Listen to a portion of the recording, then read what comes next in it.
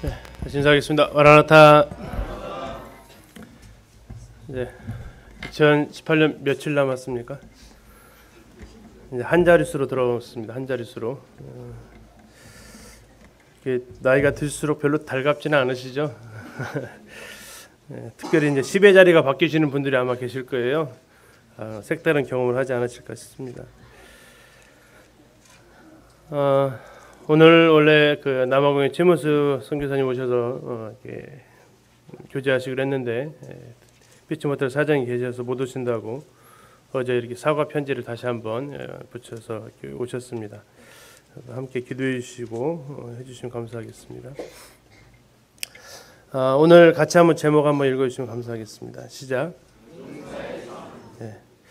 사도행전을 할까 이렇게 하다가 올 한 해 마무리를 지으면서 이 교재의 제목이 이렇게 떠올라서 교재를 드리게 되었습니다. 지금 사진의 이 모습은 무슨 모습 같으세요? 누가 누구를 안아주는 것 같으세요?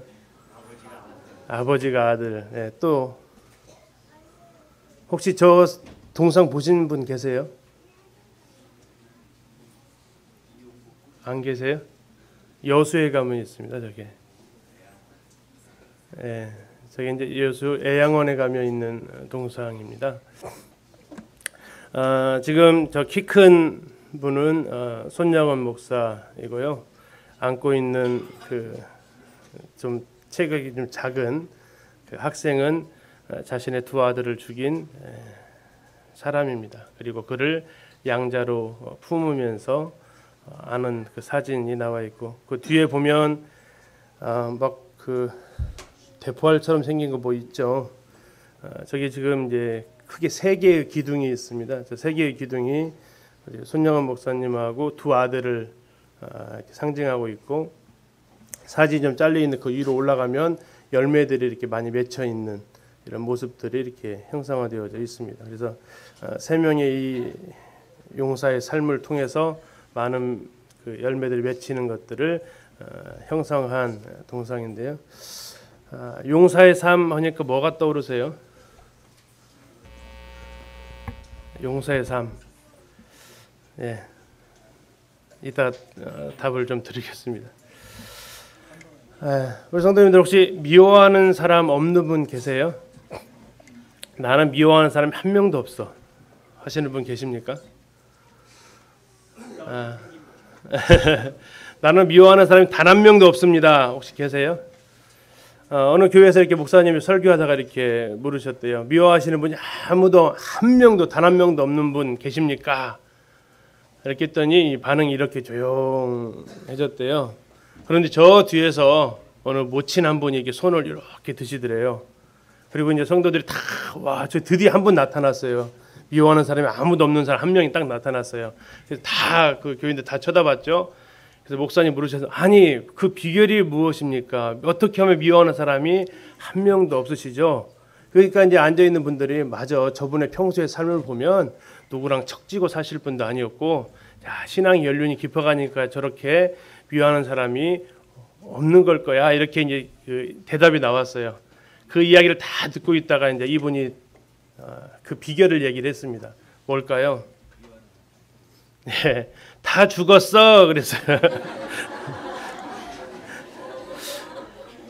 그래서 한번 또 웃었다는 이야기였는데 다 죽었어 미워했던 사람. 그래서 본인만 이렇게 사셔가지고 진정한 승리죠.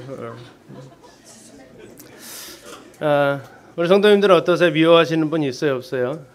보이면은 좀 고개를 좀 돌리고 싶고 마주치기 싫고 대화하기가 좀 껄끄럽고 어쩔 수 없으면 그냥 악수하고 인사하고 그냥 헤어지고 하는 어떤 모습들.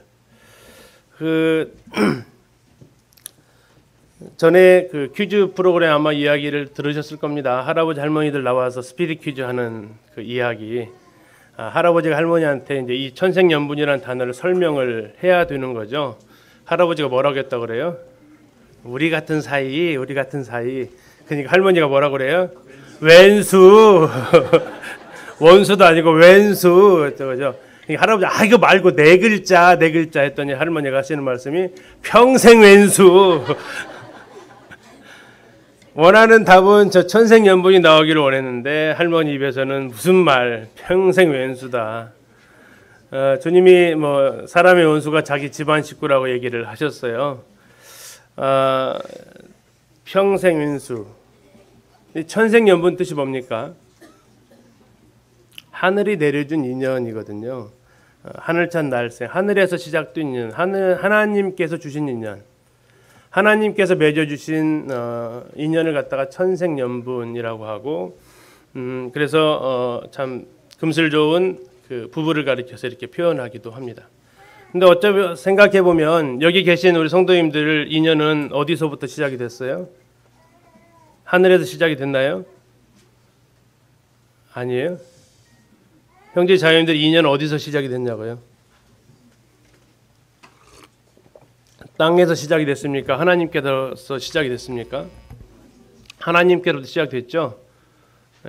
하나님께로부터 시작된 거 맞습니까? 별로 인정하고 싶지는 않으신 거예요. 지금 우리가 옆에 앉아 있을 수 있는 것이 하나님 은혜로 하나님에 의해서 맺어진 관계 맞습니까? 그럼 옆에 있는 분하고 얘기 한번 해보시죠. 우리는 천생연분이야. 지금 옆으로 고개를 안 돌리시는 분이 계시는데, 근데 이게 천생연분이요. 나는 천생연분이라고 생각하는데 상대방은 뭐라고 생각할 수 있다고요? 그럴 수 있다고요. 왜 그럴까요? 미워하는 사람이 없는 분 계신다고 했을 때 아무도 손을 들지 못하는 이유가 뭘까요? 나에게 아마 이것을 미워하는 사람이라는 이 단어는 어쩌면 나에게 상처를 주었기 때문일 것입니다. 그렇죠. 상처를 왜 받죠? 상처를 또 누구한테 받죠? 자, 한번 예를 들어볼게요. 옆집 사람이 나한테 상처 줘요? 우리 집 사람이 나한테 상처 줘요? 우리 집 사람이 나한테 상처 주죠. 가족들이 상처를 주잖아요. 그렇죠? 기린누교회 성도들이 나에게 상처를 줘요? 서울에 있는 대학누교회 성도들이 나한테 상처를 줘요? 누가 상처 줘요? 기린누교회 성도들이 상처를 주잖아요. 저 대학로에서는 상처 줄 일이 거의 없죠. 그죠? 그러면 우리가 주로 상처받고 미워하게 되고 서로 이렇게 이 상처를 주고받는 사람은 어쩌면 멀리 있는 사람이 아니라 가까이, 그리고 더 가까이 있는 사람, 가까이 지내다 보면 더 상처를 주고받게 되는 어떤 그러한 관계 속으로 들어가는 것이 아닌가. 그러나 우리가 이 상처를 주고받기도 하지만 사실은 더 많은 사랑을 주고받고 있습니다. 그러나 그 사랑은 어느덧 잊혀져 가고 있고 우리에게 남는 것은 상처만 남아 있는 것처럼 느껴지는 이런 모습을 우리는 또 생각하게 됩니다. 우리는 간혹 이렇게 얘기합니다. 어떻게 나한테 그렇게 할 수가 있어? 해보셨죠? 저도 해봤거든요. 근데 그 상황에서 한 번 더 생각을 해봤어요. 그럼 나는 저 사람한테 그렇게 해도 되나? 어떻게 나한테 그렇게 할 수가 있어? 뒤집어 말하면 나는 그럼 그 사람한테 그렇게 해도 됐나? 더 나아가서 우리는 또 이렇게 생각을 해볼 수 있습니다. 그 사람이 나한테 이렇게 해준 행동들이 뒤집어 보면 나는 또 다른 사람에게 그러한 행동으로 다가가지는 않았나 하는 모습들이죠. 그래서 어느 혹자는 얘기합니다. 고슴도치의 사랑이라고. 고슴도치는 그 몸에 바늘을 품고 있죠. 그래서 다가오면 다가갈수록 서로 찔리는 이런 모습. 그러나 사랑해야 되는 어떤 그런 모습. 그 사랑하는 사람은 멀리 있는 사람이 아니고 굉장히 나랑 가까이 있는 사람. 때로는 나와 함께 동역하는 사람. 같이 동역하지 않았다라면 싸울 일도 없을 텐데, 함께하지 않았다라면 그렇게 부딪힐 일도 없을 텐데, 그러나 함께하면서 전우애라고 이렇게 표현할 정도로 같이 동역했으면서도 불구하고 뭔가 좀 틀어져서 이제 상처로 남아 있는 그 사람. 그런 이 관계. 이렇게 생각을 좀 해보게 되었습니다. 그러면서 이 용사의 삶을 생각을 하게 되었어요. 용사의 삶. 용사는 전쟁에서 나와서 싸우는 용사가 아닙니다. 잠언에 보면 이런 말씀이 있죠. 자기 마음을 제어하는 자는 용사보다 낫다. 쉽게 분내지 아니하는 사람은 용사보다 낫다. 또 자기의 마음을 제어하는 자는 성을 빼앗는 자보다 낫다. 이렇게 말씀하고 있어요. 자, 용사는 두 단어가 합쳐진 겁니다. 용자는 뭘까요? 네, 용서하고 사자는 뭘까요? 네, 사랑하며 사는 삶입니다. 오늘 성도님들과 교제하고 싶은 것은 용사의 삶입니다. 그것은 싸움꾼이 아니고요. 용사의 삶은 우리가 용서하고 사랑하며 살아가는 삶. 우리는 이제 오늘 찬양의 밤으로 모이지만 흔히 이제 25일은 크리스마스로 많은 사람들이 알고 있습니다. 우리 주 예수 그리스도께서 이 땅에 오신 것을 기념하는 날이지요. 우리는 그날을 기념하지는 않지만 그러나 그 시점에서 한번은 생각해 볼 중요한 시기인 것은 같습니다. 그분이 오신 이유가 무엇하러 오셨나? 예수님께서 이 땅에 오신 이유가 무엇하러 오셨어요? 나를 구원하시기 위해서 좀 더 그 뿌리로 들어가면 나를 용서하시고 하나님을 떠난 나를 용서하시고 또 하나님의 사랑은 나를 사랑하기 위해서 이 땅에 오셨습니다. 우리는 그래서 그분의 사랑 앞에 이렇게 오늘 아침에도 예배를 드리셨죠. 떡과 잔을 바라보면서 우리 성도님 뭐가 떠오르세요? 오늘은 특별히 그 떡과 잔을 바라보면서 그 떡과 잔 속에 담겨져 있는 그분의 용서와 그리고 그분의 사랑을 생각해 보게 됩니다. 그리고 그분은 왜 우리에게 그렇게 용서하라고 하실까? 그분은 왜 서로 사랑하라고 하실까? 이 부분을 오늘 같이 교제하면서 2018년을 마무리하면서 우리가 매듭 짓고 이제 2019년에는 2018년 지금까지 올 한 해뿐만 아니라 지금까지 내 삶을 올감의 어떤 그러한 상처를 주고 상처를 받고 하는 그런 관계가 아니라 이제 2019년 주님께서 새로 주신 한 해는 정말 이 용사의 삶으로 용서하고 사랑하며 사는 삶으로 우리가 나아갈 수 있기를 소원하게 됩니다. 내년 기린노교회의 성도들이 마음을 하나로 모아서 달려갈 주제를 정했죠. 혹시 들으셨죠? 예배입니다. 예배는 물론 주의 만찬을 통한 예배만 있는 것은 아닙니다. 이것은 굉장히 중요한 부분이긴 하죠. 그러나 우리 삶 전체가 예배가 되어져야 되고 좀 예배라는 것은 하나님을 기쁘시게 하는 것이 가장 큰 예배의 특징입니다. 그냥 우리가 떡과 잔을 놓고 드리는 것이 아니고 또 우리가 그냥 주일날 이렇게 모여서 하는 것 차원이 넘어서 주님께서 진정 원하시는 것은 우리 삶 속에서 하나님을 기쁘시게 하는 이런 모습이죠. 하나님은 언제 가장 기뻐하시는가 이것을 봤을 때 바로 이 부분이 하나님께서 우리가 제사 드리기 전에 해야 될 것이라고 말씀하셨습니다. 같이 한번 읽어주시겠습니다. 시작.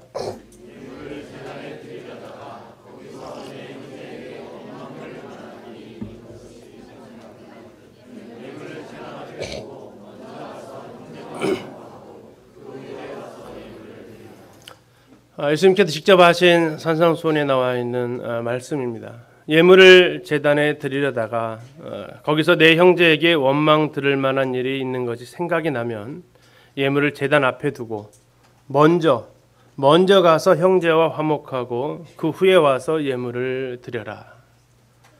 그래야만 하나님께서 이것을 받으심직하다라고 말씀하시는 것입니다. 형제 사이가 불편하고 성도들 간에 하나님의 자녀들 사이가 어색하고 어려운 가운데에서 드려지는 그 예배는 하나님이 기뻐하실 수 없다라는 것입니다. 그래서 어느 교회에서는 예배 시간 전에 한 5분 전에 미리 광고를 한다고 그래요. 주간에 혹시 성도들에게 서로 다투었거나 특히 가족 간에 서로 말다툼이나 이런 걸로 인해서 마음에 상처가 남아있을 경우에 먼저 가서 화해하는 시간을 가지시고 안아주시고 악수하고 이렇게 그 시간을 먼저 좀 갖는 교회도 있다는 소식을 들었습니다.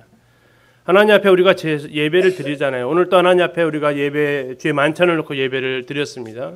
그 예배 앞에서 우리는 무엇을 생각하게 됩니까?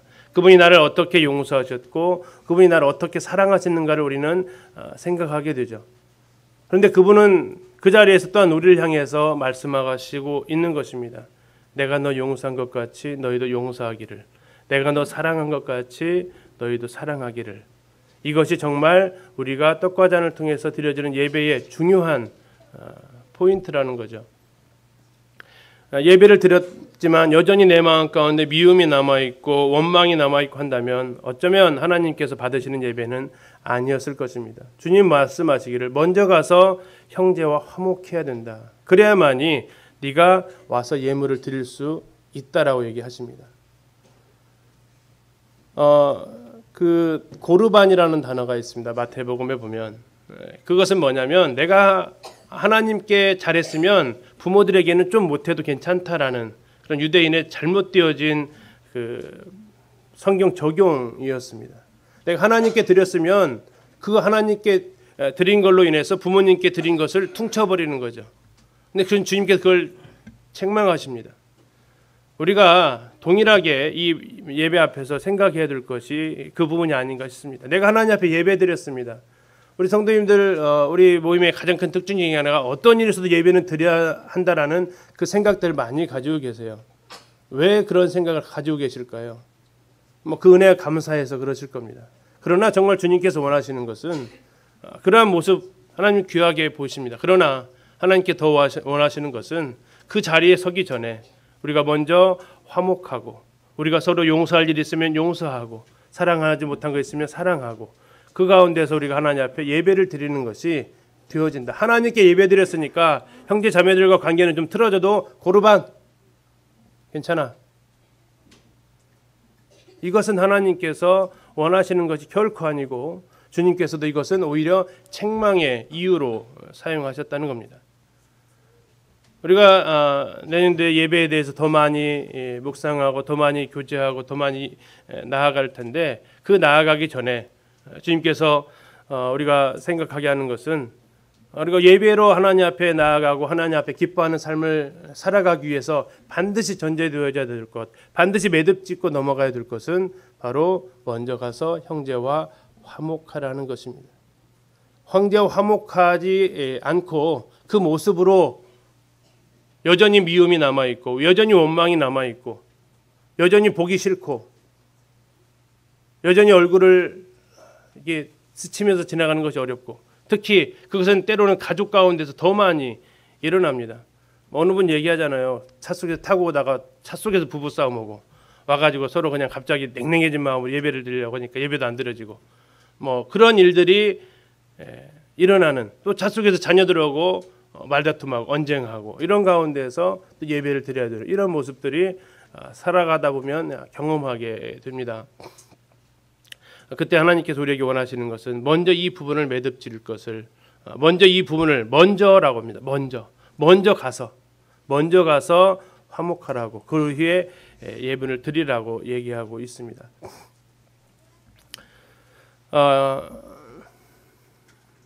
뭐가 어떤 장면 같으세요? 네, 연자맷돌입니다. 연자맷돌 영어로 하면 혹시 뭔지 아세요? 밀스톤이죠. 밀스톤 우리 3층에 있지 않습니까? 밀스톤인데요.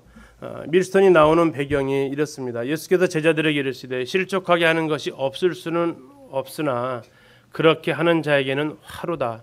그가 이 작은 자 중에 하나를 실족하게 할진대 차라리 연자맷돌이 그 목에 매여 바다에 던져지는 것이 나으리라. 너희는 스스로 조심하라. 만일 내 형제가 죄를 범하거든 경고하고 회개하거든 용서하라. 만일 하루에 7번이라도 내게 죄를 짓고 7번 내게 돌아와 내가 회개하노라 하거든 너는 용서하라 하시더라. 이 실족해 하는 일들이 없을 수는 없대요. 왜요? 사람 살아가는 사이에 죄인들이 살아가는 사이에 여기 성도들이라 하지만 예수님 아니면 감당할 수 없는 죄인들이잖아요. 우리가 그랬는데 예수님이 오셔서 나를 용서해 주셨잖아요. 거룩한 것이 우리의 삶이 거룩해서 거룩하다고 얘기하지 않습니다. 우리가 하나님께 속해 있기 때문에 거룩한 것이고 그분들의 인격이 훌륭하고 인격이 우수해서 우리를 성도라고 부르지 않습니다. 하나님께서 우리를 하나님의 소유로 삼으셨기 때문에 하나님 그분이 거룩하시기에 우리도 거룩한 거죠. 그런데 우리는 얘기해요. 성도라는 사람이 어떻게 그렇게 할 수가 있어? 예, 그렇게 충분히 하고도 남습니다. 그것이 없을 수는 없다는 거예요. 그러나 문제는 뭐냐면 그 일이 있는 그렇게 하는 자에게는 분명히 화가 있는데 그 화는 연자맷돌을 메고 바다에 던져지는 것이 더 나은 그러한 예라고 지금 말씀하십니다. 그러면서 주님께서 얘기하시는 것은 바로 이 용서하지 않고 또는 회개하지 않고 되어지는 이 관계 가운데에서 바로 이러한 일들이 실족하게 하는 일들이 일어날 수 있다라는 것입니다. 우리는 때로 이렇게 생각합니다. 그 사람이 나한테 잘못했다고 말한 적이 없어요. 그럼 한번 더 생각해 보죠. 나는 그러면 잘못한 것이 전혀 없나? 흔히 말하는 교통사고 나더라도 뭐 100%로 이렇게 할증 붙는 경우는 많지 않죠. 서로 쌍방과실이 있습니다. 학교에서 있으면서 제가 2학년을 가르치고 있는데요. 제가 주로 이제 올해 22년째 교직 생활을 하고 있는데 싸움이 제일 빈번한 학년이 두 개 학년입니다. 하나는 2학년이고 하나는 5학년이에요. 제가 그 두 학년을 거의 맡았습니다. 그래서 저희 반은 하루도 4건에서 5건의 싸움이 와가지고 계속해서 아이들을 이룹니다. 그런데 아이들의 그 특성이 보면 어떻게 선생님한테 와서 고자질을 할 것 같으세요? 네. 자, 1번 선생님 제가 저한테 이렇게 욕을 했더니 제가 저한테 욕을 했어요. 이게 1번. 2번 선생님 제가 저한테 욕했어요. 2번. 몇 번이죠? 2번. 어떻게 잘하세요? 교사님도 아니면서. 저는 경험으로 통해서 알게 되었는데 어떻게 잘하시나 모르겠어요. 자기가 한 것은 전혀 언급하지 않아요. 그러다가 이제 그랬니? 그러면 너 이쪽 나와봐. 왜 그렇게 했어? 그러면 얘가 이제 다시 얘기를 하는 거죠. 얘가 와가지고 제 것을 가져갔어요. 하지 말라고 했는데 얘가 욕을 했어요. 그래서 저도 했어요. 그러면 그 옆에 먼저 일렀던 아이의 표정은 어떨까요? 예. 그런데도 아니에요. 그대로 야부터 했어요. 계속 인정 안 해요. 그 야부터 했어요. 야부터. 둘 사이에 싸움이 일어나고 다툼이 일어나고 분쟁이 일어나는 것은 거의 일방적으로 한 사람이 주는 것은 물론 있습니다. 없다고는 볼 수 없죠. 그러나 100% 그럴 일은 그렇게 많지 않습니다. 또 아이들과의 다툼 가운데 일어난 이유를 보면 예전부터 지난주에 일들을 끄집어내요. 지난주에 제가 저한테 이렇게 했어요. 이번 사건하고 그게 무슨 연관이야. 근데 그가 아이에게 쌓여 있었던 거죠. 아무 연관이 없지만 그냥 툭 친 거예요. 외쳤어. 지난주에 저가 나를 쳤어요. 이 아이의 속에는 그것까지 쌓여 있었던 거죠. 야는 그냥 전혀 그런 것이 없으니까 이번 사건만 가지고 얘기를 하게 되고 서로 회개하지 않고 또 서로 용서하지 않는 회개하지 않았기 때문에 용서하지 않았다. 아니 회개했는데 나는 잘못했다고 했는데 용서해주지 않는다. 이런 것들로 인해서 무슨 일이 발생한다고요? 실족하게 하는 일이 발생한다고요. 더 하나는 한번 성도님들 잘 한번 생각해 보십시오. 지금까지 침례를 같이 받으시고 기린노교회 섬기다가 지금 안 보이는 지체들이 있습니다. 누가 떠오르시나요? 한번 생각해 보시죠. 그리고 그 안 나오는 지체들의 대부분의 그 이유는 상처받았기 때문이다라고 얘기합니다. 상처받았기 때문이다. 교회를 나올 수 없을 만큼의 상처를 받으셨겠죠. 뭐 그것을 폄하하거나 그러고 싶지는 않습니다. 그만큼 사람들은 상처는 뭐 그 정도 가지고 그래라고 생각할 수도 있지만 그에게는 그만큼 더 아픈 어떤 기억일 수 있기 때문에 그렇습니다. 청년들 얘기하지만 우리 맨살에다가 소금을 뿌리면 어때요? 괜찮잖아요. 맨살에다 뿌리면 그렇죠. 근데 여기 예를 들어서 이렇게 쓸려 가지고 벗겨졌어요. 그런데 거기다가 뿌려지면 어때요? 엄청 고통스럽잖아요. 우리는 어떤 말이나 행동 가운데에서 기존에 그 성도들이 이렇게 하는 것들이 내가 거기에 대해서 상처가 없으면 그냥 뭐 그럴 수 있지요. 근데 거기에 대해서 아픔이 있고 거기에 안 좋은 트라우마라고 하나요? 그런 것들이 있는 성도에게 비슷한 나랑 똑같은 일이 닥치면 그 사람은 그렇게 받아들이나요? 아니요. 견딜 수 없는 아픔으로 다가와요. 똑같은 일을 동일하게 겪었지만 마치 내가 거기를 상처를 다쳐보지 않은 사람은 처음 다치는 사람은 아프다 하지만 그 자리를 또 다치게 되면 두 번째 상처 있는 사람은 너무나도 고통이 큰 거죠. 그러나 우리에게 있어서 이러한 부분들에 있어서 내가 고의로 하든 알지 못하고 하든 그것을 우리가 판단할 수는 없습니다. 그러나 우리가 이 부분에서 우리가 해야 될 부분들은 뭐냐? 용서하고 기다리는 거냐, 아니면 회개할 때까지 용서를 미루는 거냐? 사랑이 먼저일까요? 용서가 먼저일까요? 사랑이 먼저 해야 될까요? 용서가 먼저 해야 될까요? 사랑하기 때문에 용서합니까? 용서했으니까 사랑합니까? 뭐가 먼저라고 하기는 케이스마다 다른 것 같아요. 상황마다 좀 다른 것 같아요. 그러나 중요한 것은 이 사랑과 용서는 마치 동전의 양면처럼 서로 다르지 않다라는 거죠. 오늘은 이 용서의 삶에서 용서와 사랑을 좀 살펴보려고 합니다. 용서의 사람, 누가 혹시 그림에서 주인공으로 보이세요?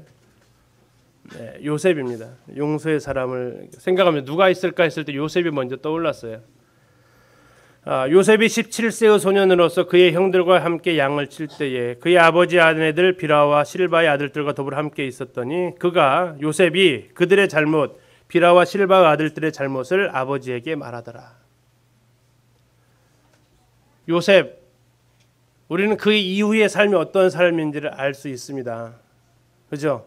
그 후에 그는 나중에 이렇게 이야기를 합니다. 애굽에서 당신들이 나를 이곳에 팔았다고 해서 근심하지 마소서, 한탄하지 마소서.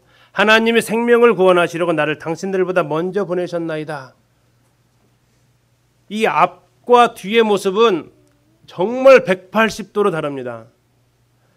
창세기 37장에 나와 있는 요셉의 모습은 어떤 모습이었냐면요, 그가 원래부터 용서하는 마음이 많고 남을 잘 이해해주고 배려해주는 그런 사람이 아니었다라는 얘기예요. 형제들이 좀 뭔가 조금만 잘못하면 뭐 하는 사람이었어요? 고자질하는 사람이었어요. 고자질. 아버지는 다 일러 바치는 거예요. 왜요? 마음에 용서가 안 되거든. 어떻게 그럴 수 있어, 형들이. 어떻게 양치다 그렇게 행동할 수 있어? 저건 잘못된 거야. 그대로 다 일러 바치는 사람이었어요. 요셉이 천성이 용서의 사람이 태어난 사람이 아니었다고요. 형들이 하는 일들마다 마음에 안 들었고 안 드는 일들이 보일 때마다 아버지한테 그대로 가서 고자질했던 사람이에요. 그 얘기에서 용서한다라는 것은요, 찾아볼 수 없었던 사람이에요. 그러나 하나님께서 그를 다루시는 과정 속에서 그 고자질쟁이 요셉을 하나님께서 어떻게 변화시켰냐면요, 창세기 45장 5절에서 형들에 의해서 자기가 팔렸잖아요. 팔려가지고 얼마나 많은 고생을 합니다. 17세의 소년이 30세 총리 되기까지 보디발의 집에서 종으로서 살고 정직하게 하나님한테 행했는데 오히려 성추행범으로 몰려가지고 감옥에 갇히게 되고, 감옥에서 기껏 섬겼더니 자기 은혜 베풀어 준 사람 2년이나 자기를 잊어버리고, 그런 가운데서 그는 하나님으로부터 연단을 받게 됩니다. 그리고 나서 자기를 판 형들이 자기 앞에 딱 도착했을 때 그가 한 말이 무엇입니까? 당신들이 나를 이곳에 팔았다고 해서 걱정하지 말라고. 나를 이곳에 보낸 것은 누가 했다고요? 하나님이. 자, 요셉의 경우는 우리가 이렇게 얘기할 수 있어요. 그렇죠? 맞아. 그건 하나님이 분명히 그렇게 하신 거야. 근데 옆에 있는 형제가 나한테 상처 준 것은 하나님이 한 거예요? 그 형제가 한 거예요? 여기서 안 풀리는 거예요. 그 자매가 나한테 이렇게 할 수가 있어? 그 자매가 했다고 하기 때문에 우리는 그에게서 계속해서 뭐가 나오는 거예요? 원망과 미움이 나오는 거예요. 그러나 요셉은 달라졌어요. 어떻게 했다고요? 하나님이 하셨다. 하나님이 하셨다. 하나님이 나를 보내셨다. 당신들이 판 게 아니라 하나님이 나를 보내셨다. 요셉에게 있어서 올해 제가 가장 많이 생각했던 단어, 하나님의 권위에 대한 인정. 병원에서 15일 동안 입원하면서 주님께서 저에게 생생히 가르치셨던 그 일 내가 한 거야. 너 못 가게 한 거 내가 한 거야. 너 그거 인정해? 예, 하나님 인정합니다. 우리가 누구를 용서하지 못하는 이유가 뭘까요? 우리가 누군가를 보면 그에게 우리가 원망하고 불평하는 이유가 뭘까요? 그가 했다라고 생각하기 때문에 그래요. 요셉이 형들의 잘못을 자꾸 아버지한테 고해바쳤던 이유가 뭘까요? 그들이 했다라고 생각하는 거예요. 그러나 이 순간에 요셉은 어떠한 이렇게 고백이 나올 수 있었느냐? 천성적으로 그가 용서의 사람이었다고요? 천만에요. 하나님은 그 고자질쟁이를, 심지어 그 고자질쟁이까지도 하나님께서는 변화시킬 수 있다고요. 내가 용서해야지 해서 용서되시던가요? 안 돼요. 제가 해보니까 진짜 안 돼요. 잊혀진 듯 했는데 보면 떠오르고요. 안 돼요. 근데 거기에 왜 제가 잘못했던 것을 거기서 알게 됐어요. 그 상대방한테 계속 집중하고 있었어요. 어떻게 내 등에다가 비수를 꽂을 수 있어? 그 상대방이 계속 집중하니까 이게 안 돼요. 근데 어느덧 하나님께서 저에게 말씀하시는 거였어요. 그 내가 했는데? 형들이 판 것이 아니고 하나님이 보내신 건데. 요셉은 이 상황에서 고백할 수 있었던 겁니다. 하나님이 생명을 구원하시려고 나를 당신들보다 먼저 보내셨습니다. 이거 알지 못하면 우리는 계속 뭐가 나와요? 원망이 나와요. 불평이 나오고 용서할 수 없어요. 그 형제가 한 게 아니고요. 하나님께서 그렇게 허락하신 거예요. 하나님이 아우 나 그 형제가 그렇게 말할 줄은 몰랐어. 야. 그건 내가 예측 못했던 일이야. 하나님은 실수하지 않으신다고요. 그냥 그 자매가 그렇게 행동할 줄 몰랐어. 나는 니네 아빠가 그렇게 말할 줄 몰랐어. 나는 네 남편이 그렇게 말할 줄 몰랐어. 아니요. 하나님 허락하신 거라고요. 하나님의 주권에 우리가 인정하지 않으면 일어나는 모든 일은 원망과 일어난 모든 일은 불평의 대상이 돼요. 그래 하나님께서 하셨다라는 이 사실 받아들이기가 쉽지 않습니다. 왜요? 이것은 내 자아를 내려놓을 때만 가능하더라고요. 15일간 병상에 있으면서 주님께서 제일 훈계하셨던 그 기억을 해보게 되면 정말 하나님이 하셨다라는 이것이 인정이 되어지니까 얼마나 마음이 평안해지는지요. 모든 원망이 내려놓아지고 모든 불평이 사라졌어요. 지금도 그 순간을 잊지 못합니다. 하나님이 하셨구나. 내 계획대로 틀어졌는데 내가 원하던 대로 되지 않았는데 하나님이 하셨구나. 그래 이건 하나님이 하신 거야. 하나님이 나를 보내셨습니다 했을 때 이것이 해결되어집니다. 또 하나 우리가 용서할 수 있는 힘은 성경에서 보니까 마태복음에 잘 나와 있습니다. 잘 아시는 예화입니다. 베드로가 묻죠. 몇 번 용서해 주면 됩니까? 7번 용서해 주면 됩니까? 예수님. 당시에 유대인 랍비들은 몇 번 용서해 주면 많이 한 거라고 했냐면 3번 용서해 주면 많이 한 거라고 했어요. 근데 베드로는 2배 이상의 가치를 높였어요. 7번 하면 됩니까? 그때 예수님께서 말씀하신 것은 뭐죠?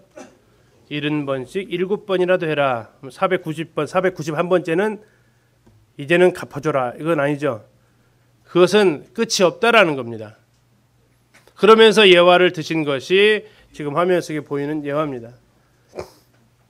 한 임금에게 1만 달란트 빚진 사람이 있어서 그 사람이 와가지고 빚을 갚으라고 얘기를 합니다. 근데 그 사람이 사정을 하죠. 그러면서 무슨 얘기를 하냐면 얼토당토하는 얘기를 합니다. 시간을 주십시오. 시간을 주시면 제가 갚겠습니다. 아니 됐고 네 자식 팔고 네 집 팔고 네 밭 팔아서 있는 대로도 갚어. 제발 살려. 시간 주시면 제가 갚겠습니다. 뭔 시간을 주면 갚아. 돈이 얼만데.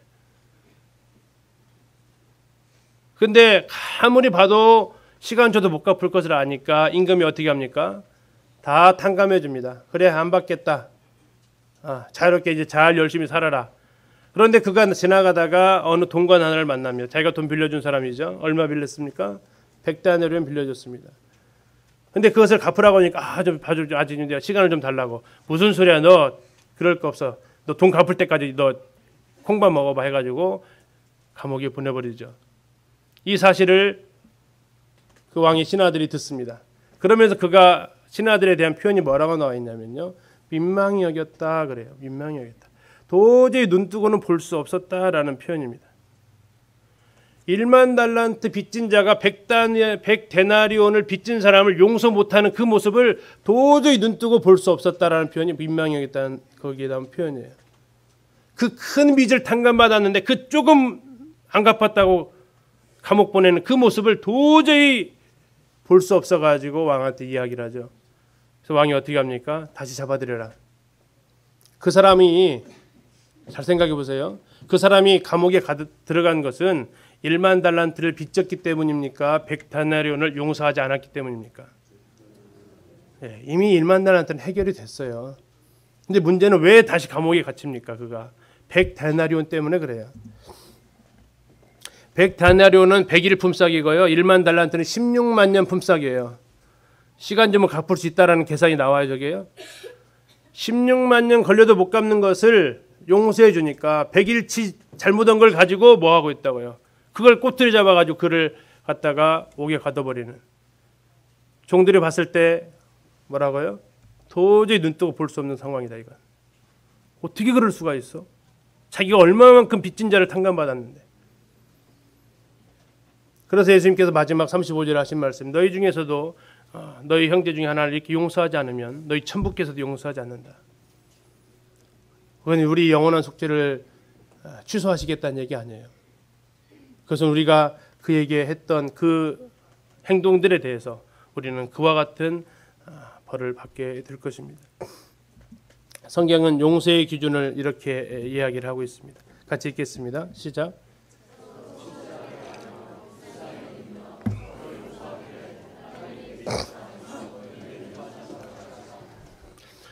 자, 서로 용서할 수 있어요, 없어요? 있어요. 내 방식대로는요. 우리는 그리고 그렇게 용서를 해오고 있어요. 제가 이 말씀을 보면서 충격을 받았던 것이 용서의 기준이 내가 아니었다라는 거였어요. 우리는 용서라는 거 싫어하시는 분 계세요? 난 용서 절대 안 할 거야 하시는 분 계세요? 아니요. 용서하고 싶고요. 용서 받고 싶어요. 솔직하게. 근데 뭐냐면 내 기준으로. 근데 예수님께서 말씀하신 그 기준은 내 기준이 아니었다고요. 파란색으로 보니까 하나님이 그리스도 안에서 너희를 용서하심과 같이 하라라는 거였어요. 하나님이 나를 어떻게 용서해 주셨는가? 하나님이 나를 용서하시기 위해서는 그리스도를 통해서만 나를 용서하실 수 있었다는 거죠. 용서한다는 것, 이것은 상대방이 아까 말씀드렸던 대로 회개하면 용서했나요? 하나님 우리를 용서할 때 어떻게 용서하셨나요? 우리가 회개하니까 용서하셨나요? 아니요. 용서하고 기다리시는 거예요. 용서하시고. 그리고 그에게 아무런 선행 조건이 그에게 일어나지 않았어요. 그가 무엇을 하니까 용서하지 않으셨다고요. 그 아들을 그리스도 안에서 우리를 용서하셨다는 얘기는 그가 회개하니까 용서하시고 그것이 아니고 그분은 먼저 우리를 용서하시기 위해서 자신의 아들을 내어주시고 그리고 그 안에서 우리를 용서하셨다라는 거예요. 그리고 우리에게 요구하시는 거죠. 너희도 용서하는데 이렇게 해야 돼. 지금까지 내가 해왔던 용서의 방식은 하나님께서 인정받을 수 없는 방식이라는 얘기죠. 그러면 우리가 어떻게 용서를 할 수 있는 힘이 나올까요? 그건 저기에서 나와요. 뭐에서 나옵니까? 하나님이 나를 어떻게 용서하셨는가를 알게 될 때 용서의 힘이 나옵니다. 절대 나에게서 용서할 수 있는 가능성 없어요. 힘도 그럴 능력 없잖아요. 나에게서 그런 자비로운 마음이 솟아날 수 있는 여지가 보이세요? 아니 절대 안 나타나더라고요. 그런데 하나님이 나를 어떻게 용서하셨는지를 알게 될 때에 그래 내가 1만 달란트 빚진 자였어. 저 형제가 한 것은 100데나리온이었고 그렇다면 우리가 내가 용서받은 것을 생각할 때에 용서할 수 있게 되는 힘을 갖게 되는 거죠. 우리가 정말 용서하기를 원한다면 우리는 그 사람에게 집중하시면 안 돼요. 우리가 집중할 것은 바로 나를 용서하신 하나님. 그리고 하나님이 나를 위해서 나를 훈련하시기 위해서 그렇게 하셨구나. 하나님의 권위에 대한 인정. 이 두 가지가 뒷받침이 되어질 때 우리에게 비로소 용서할 수 있는 힘이 비롯이 됩니다. 이제 두 번째로 이제 용사의 삶에서 두 번째 사랑의 삶을 같이 좀 생각하려고 합니다. 사랑의 사람 하면 누가 떠오르세요? 사랑의 사도 요한이죠. 사랑의 사도 요한으로 떠오릅니다. 그런데 요한이 원래부터 그렇게 사랑이 많은 사람이었을까요?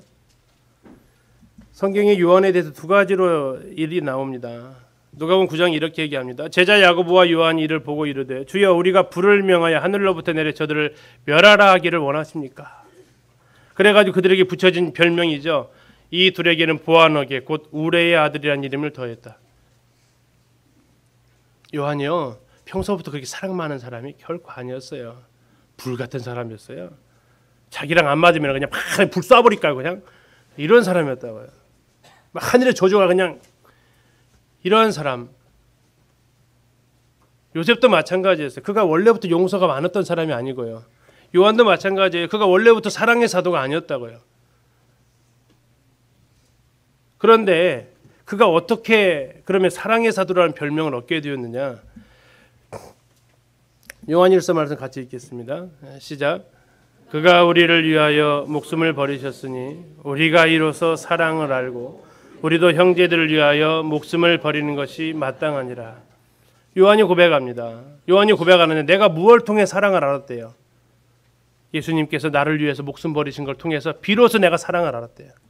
그전에는 사랑을 몰랐던 사람이었어요. 그러니까 뭔가 마음에 안 들면 불이 확 내려가지고 다 태워버렸으면 오죽하면 벌명을 갖다가 예수님께서 이 우리의 아들들아. 그런데 그가 어떻게 이렇게 사랑의 사도라는 호칭을 받을 수 있었냐면 그가 비로소 알았다라는 거예요. 무엇을? 사랑을. 그전에는 내가 생각했던 사랑으로 사랑했다면 이제는 그것이 사랑이 아니고 그리스도께서 나를 위해서 목숨을 버리신 이게 사랑이구나. 그래서 그가 왜 사랑의 사도가 됩니까? 그 뒤에 말하는 거죠. 우리도 형제들을 위하여 목숨을 버리는 것이 마땅하다. 그리스도의 사랑을 아니까 우리도 사랑하는 것이 마땅하다. 근데 어떤 사랑? 그리스도께서 나에게 목숨을 버리셨으니까 나도 목숨을 버리는 것이 마땅하다. 이것은 와 대단하다가 아니고 와 어떻게 저럴 수 있어가 아니고 당연하다. 마땅하다. 우리가 안 되는 이유가 뭐예요? 그럼요. 우리가 왜 형제들을 위해서 목숨을 버리는 것이 어려운 이유가 뭐예요? 우리가 사랑을 모르는 거예요. 사랑을 몰라서요. 어떠한 사랑을 몰라요? 그분이 나를 위해서 목숨을 버리셨다고 말은 하는데 그것이 나에게 이게 피부로 와닿지 않으니까 나는 형제들을 향해서 주어줄 수 있는 사랑이 별로 없는 거예요. 요한복음 3장 16절은 잘 알죠. 우리가 하나님이 세상을 이처럼 사랑하사 독생자를 주셨으니. 그런데 요한일서 3장 16절은 잘 외우기가 안 되죠. 우리는 요한복음 3장 16절에서 뭘 알게 됩니까? 사랑을 알게 돼요. 요한복음 3장 16장은 사랑이 무엇인지를 우리에게 정확하게 가르쳐 주시고 있어요. 그러면 요한일서 3장 16절은 그 사랑받은 사람의 삶이 어때야 됨을 우리에게 정확하게 또 제시해 주고 있는 겁니다. 성경이 사랑의 예로 가장 잘 나타나는 것이 무엇일까 했더니 단연 탕자의 예가 아닐까 생각이 되어집니다. 탕자가 아버지에게 재산을 요구를 하죠. 재산은 재산인데 어떤 재산을 요구합니까? 유산을 요구합니다. 유산은 무슨 돈이에요? 네, 죽어야 줄 수 있는 돈이 유산이잖아요. 지금 이 시대에도 죽기 전에 유산 달라고 하면 어때요? 저런 얘기 나가죠. 근데 부모님이 그냥 알아서 야, 너 모여라. 내 유산 분배하겠다. 그러면 감사히 받겠지만 아버지 유산 좀 이제 주셔야죠. 정신 멀쩡하실 때 뭐 이렇게 나가면 이건 심히 곤란해지는 거 아닙니까? 근데 2000년 전에 이 상황은 비교할 수 없는 상황이에요. 지금 아버지의 권위가 죄송하지만 많이 내려가 있잖아요. 그죠? 땅속으로 자꾸 내려가려고까지 좀 하잖아요. 근데 2000년 전에 아버지의 부권은 이건 사형권을 가지고 있었어요. 근데 그 아버지를 향해서 지금 뭘 요구하고 있는 거예요? 유산 내려달라고요. 좀 돌려서 말하면 언제 죽으실 건데 왜 이렇게 오래 사시는 거죠? 지금 더 못 기다리겠어요. 지금 주세요. 이거예요.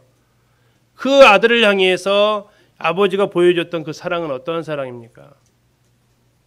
상거가 뭔데 그 아들이 오는 것을 보고 먼저 알아본 사랑이에요. 용서하고 사랑했나요? 아니면 회개하고 오니까 사랑했나요? 아니요. 용서하고 하는 거예요. 그러면서 그 아버지의 행동은 뭡니까? 지금 그림에서 나오지만 다른 박질을 해요. 왜 뛰어갔을까요? 오늘날의 사고로는 왜 뛰어갑니까? 반가워서 가죠. 이때 당시는 왜 뛰어갔을까요? 이스라엘 문화를 보니까요. 이 자식은요. 이 동네에서 사형선고 노린 자식이에요. 저것은 정말 흔히 어른들이 말하는 무슨 자식이에요? 이 동네에서 용서하지 못하는 자식이에요. 동네에서 가만둘 수 없는 자식이에요. 부모한테 저렇게 하고 나간 것은. 동네 사람이 먼저 발견하면 야는 어떻게 될 줄 아세요? 야는 바로 저기 멍석찜질 당하는 거예요. 그래서 아버지가 어떻게 하는 겁니까? 동네 사람들이 발견하기 전에 그래서 계속 쳐다본 거예요. 상가가 멀어도. 자기 눈보다 동네 사람들이 먼저 알아보면 야는 죽거든요. 계속 보는 거예요. 계속. 나타났어요. 어떻게 해요? 종들 보내서 데려오라고 할 수 있잖아요. 아니요. 자기가 뛰어가요. 그 누구한테 먼저 발각되지 말라고. 그리고 그게 하자마자 그 아버지가 하는 행동이 뭐예요?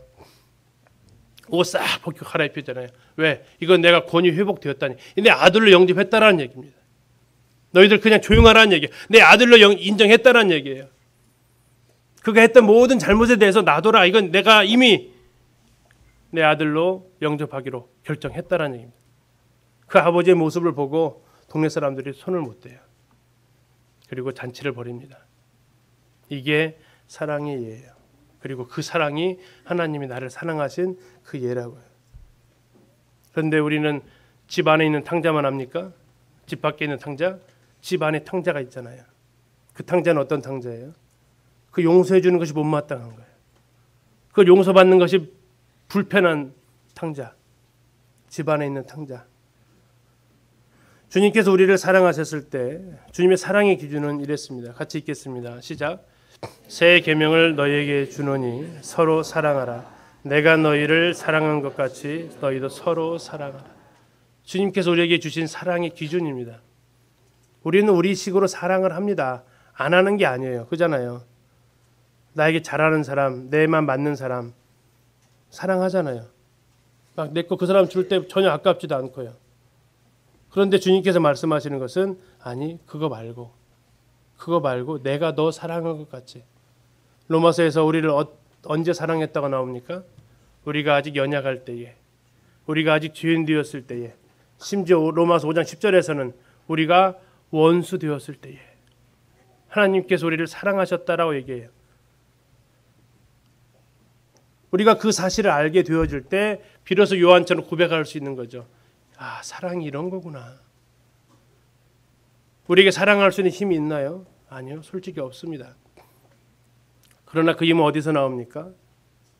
우리가 서로 사랑할 수 있는 힘은 어디서 나옵니까? 주님이 나를 사랑하신 그 사랑을 내가 비로소 알게 될 때에, 하나님께서 나를 사랑하신 그 사랑을 알게 될 때에, 내가 너희를 사랑한 것 같이 사랑한다면 도대체 나를 어떻게 사랑했는지를 알아야 이게 나올 거 아니에요. 그런데 이것을 제껴놓고, 예수님이 나를 사랑한 것을 제껴놓고 이제 내년에 좀 사랑하며 살자, 이게 안 가요. 시간이 얼마 못 간다고요. 힘이 없어요. 또 그러네 나한테. 진짜 못하겠네 이런다고요. 또 이제. 근데 예수님께서 우리를 사랑하신 그 사랑은요, 연약할 때에, 죄인 되었을 때, 심지어 원수 되었을 때에 베풀어 주신 그 사랑이었음을, 그리고 그것이 정말 나에게 그것이 이루어진 사실임을 알았을 때에 우리는 비로소 사랑할 수 있는 힘이 나올 것 같습니다. 마무리하겠습니다. 우리가 올 한 해 마무리하면서, 그리고 2019년 우리가 하나님 앞에 예배로 나아가기 전에 우리가 먼저 매듭져야 될 것은 용서의 삶입니다. 용서하고 사랑하며 사는 삶. 제가 정리를 해봤어요. 어떻게 이게 삶을 살 수 있을까? 첫 번째, 나는 용서하고 사랑할 수 없는 사람이다. 인정해야 된다. 나에게는 사랑이 샘솟지 않는다. 나는 선천적으로 나를 사랑하지 다른 사람 사랑하지 않는다. 두 번째, 그러나 나는 그러한 삶을 살아왔기 때문에 하나님께서 나를 용서해 주셨고 하나님께서 나를 사랑해 주셨다. 나는 하나님께로부터 용서받은 사람이고 나는 하나님께 사랑받은 사람이다. 이 사실에 대한 분명한 인식이 필요합니다.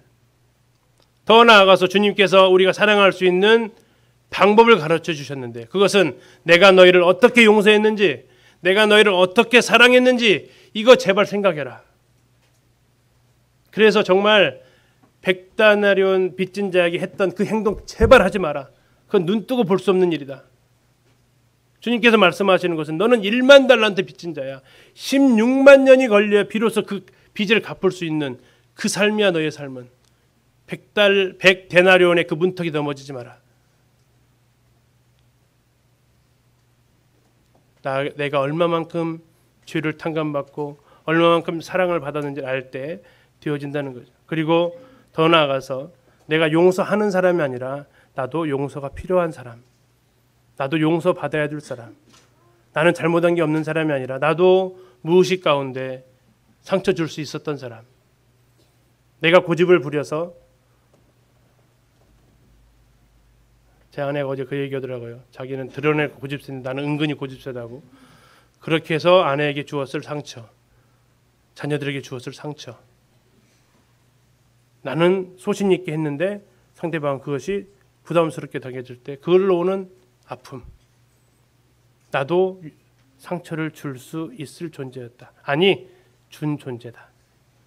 다시 말하면 나도 용서가 필요한 사람이다. 더 나아가서 그냥 용서하고 잊고 하는 것이 아닙니다. 용서의 의미 중에 하나는 그거예요.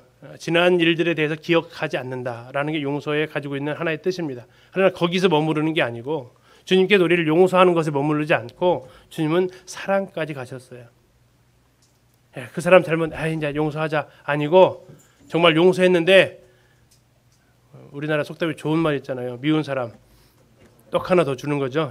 그 사람 오늘 커피니 가서 커피 한 잔 뽑아주고, 자 새해는 그러면 또 이제 섭섭했다, 이것은 섭섭했는데 그런 얘기는 안 하셔도 괜찮아요.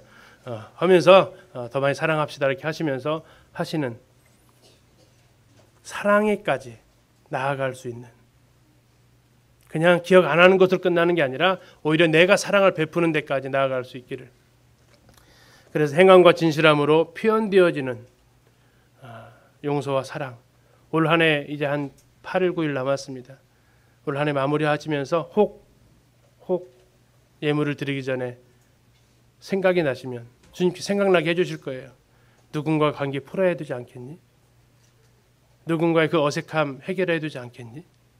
그 마음에 부담을 주시면 이제 주님 의지하시고 나가서 표현해 주시면 좋겠습니다. 오늘 용서의 삶 같이 이렇게 교제하면서 혹 마지막으로 이 말이 혹시 마음에 부담이 되셨거나 하신다면 용서해 주시고 사랑해 주십시오. 또 교회를 하다가 성도님들의 이렇게 생각과 또 기대하고 못 미치는 부분들에 대해서도 또한 용서를 구합니다. 주님 안에서 우리가 서로 용서하고 사랑하며 한 해를 마무리하고 또 용서하고 사랑하는 가운데 새해를 준비해 갈 수 있기를 소원해 봅니다. 마치고요. 아마 이제 찬양의 밤에 대해서 잠시 이명정님께서 안내가 있을 것 같습니다.